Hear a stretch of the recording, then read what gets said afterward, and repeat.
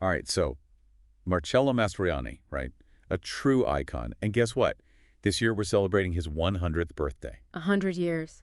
It's incredible, isn't it? It really is. The whole world is remembering him and what made him such a captivating presence on screen. It's that certain something, that charm. Exactly, that La Dolce Vita charm. But here's the thing. He always seemed to be searching for something more.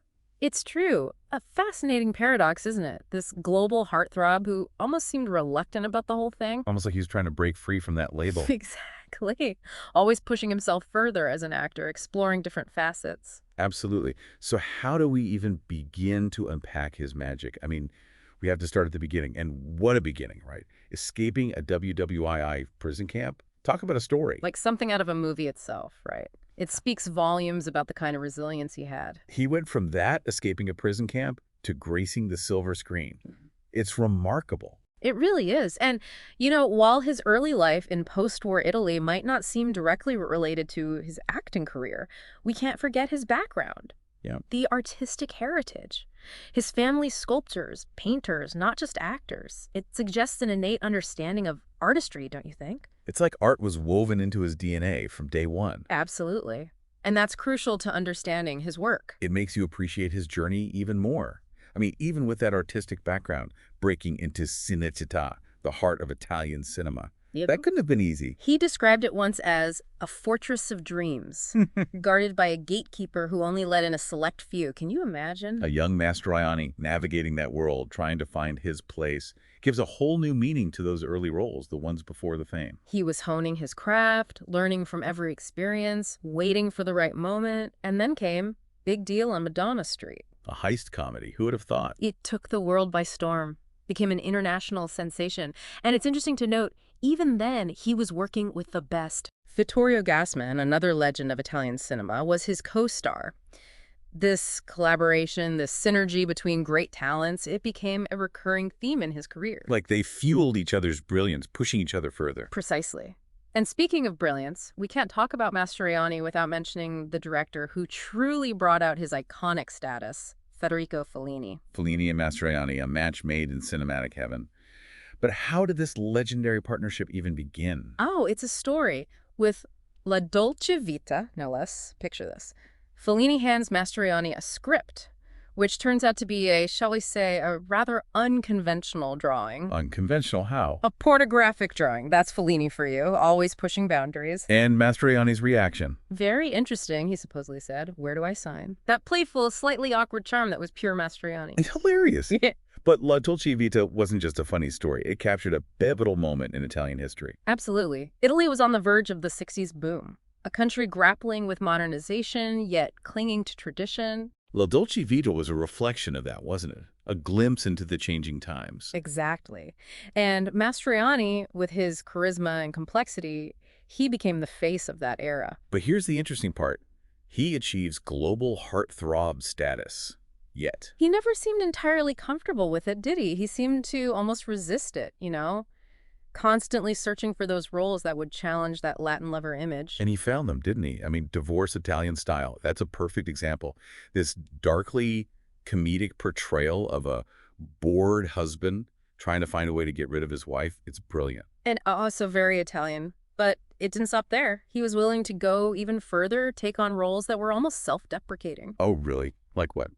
Remember the pizza triangle? There's even a story. He once joked that he wanted to play an impotent man just to break free from that heartthrob image. It's that self-awareness, that humor. It's classic Mastroianni. But it wasn't just about defying expectations, was it? His dedication to acting, to his craft, it ran deep. Absolutely. This wasn't just a career for him. It was an all-consuming passion. He once said, "Life is parenthesis between films." That's quite a statement. It's telling, isn't it? It reveals a profound understanding of what he did, of the power of cinema. He didn't just play a role, he inhabited it fully. And that brings us to Ettore Scola, right? And A Special Day. A perfect example of Mastroianni's ability to completely embody a character and to collaborate, because he even influenced Scola's direction on that film. That's amazing.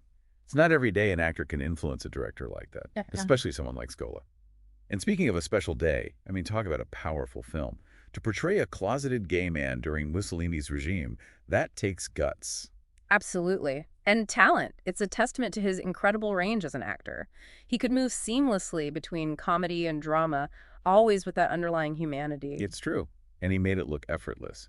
But unlike some actors who are known for their, shall we say, intense methods, Mastroianni was a dream to work with. He really was. He thrived on collaboration, understood that filmmaking was a team effort, and that comes across in his performances. You could tell he loved what he did, and that love, that passion, it resonated with audiences.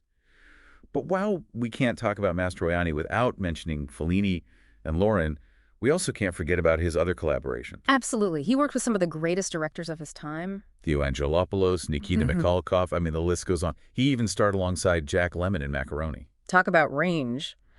From Italian art house cinema to Hollywood comedies, he truly transcended borders. His appeal was international. It's incredible, isn't it? That ability to connect with audiences worldwide, regardless of language or culture. It's a testament to his talent as an actor, to his charisma, to his humanity, really. And speaking of legacy, there's a beautiful continuation of his story that I think we should talk about. His daughter, Chiara Mastroianni. Oh, yes. And her film, Marcello Mio, what a tribute that is. Premiering at Cannes this year, no less. A project that faced years of legal hurdles, all those complexities surrounding the use of his image. But Chiara persevered, and the result is a truly moving tribute to her father. To think that after all these years, his daughter is able to explore his legacy, his life in such a personal and powerful way, it's really quite something. It speaks volumes about his enduring impact. And you know, Marcello Mio isn't the only tribute this year. To mark his centenary, we're seeing exhibitions, retrospectives, all these celebrations of his life and work are popping up everywhere. It's amazing. What a fitting homage to a true icon of cinema. But, amidst all these grand celebrations, I keep finding myself drawn back to something much simpler, much more intimate. What's that? Mi ricordo. His final interview. It's full of these poignant, often hilarious anecdotes that offer a glimpse into the man behind the legend.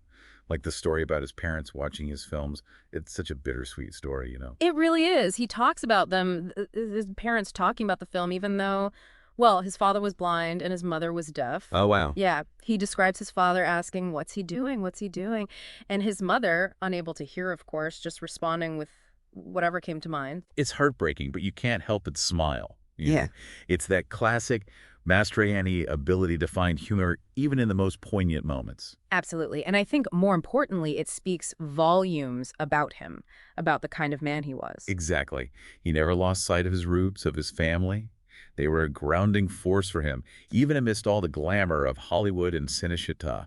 It adds another layer to his persona, doesn't it? He wasn't just this larger-than-life icon. He was a son, a father, a man who understood the complexities of life, the joys and sorrows. And that's what he brought to the screen, isn't it? That vulnerability, that understanding of the human experience in all its messy glory. It's what makes his work resonate with us, even decades later. Absolutely. He wasn't afraid to portray characters with flaws, to expose their weaknesses, their contradictions. He understood that's where true beauty lies, in our imperfections. And that, perhaps, is the key to his enduring appeal. He never tried to be something he wasn't. He embraced ambiguity, melancholy, the bittersweet nature of life. It's refreshing, isn't it? Especially in today's world. It is. We're so used to this curated perfection, this need to present a flawless image to the world. Mastroianni reminds us that it's okay to be vulnerable, to be flawed, to simply be human. It's a powerful message, one that feels especially relevant as we celebrate his centenary. So as we wrap up this deep dive into the world of Marcello Mastroianni, I think we're left with more than just an appreciation for his films, wouldn't you say? Absolutely. We're left with an understanding of the man himself, of his humanity, his humor, his ability to find beauty in the everyday. It's a legacy worth celebrating. It really is. And what better way to celebrate than by experiencing his work firsthand? So, to our listeners, if you're looking for a film that stays with you long after the credits roll, I urge you to dive into the world of Marcello Mastroianni. You might just discover your new favorite film or rediscover the magic of Italian cinema. Until next time, keep diving deep.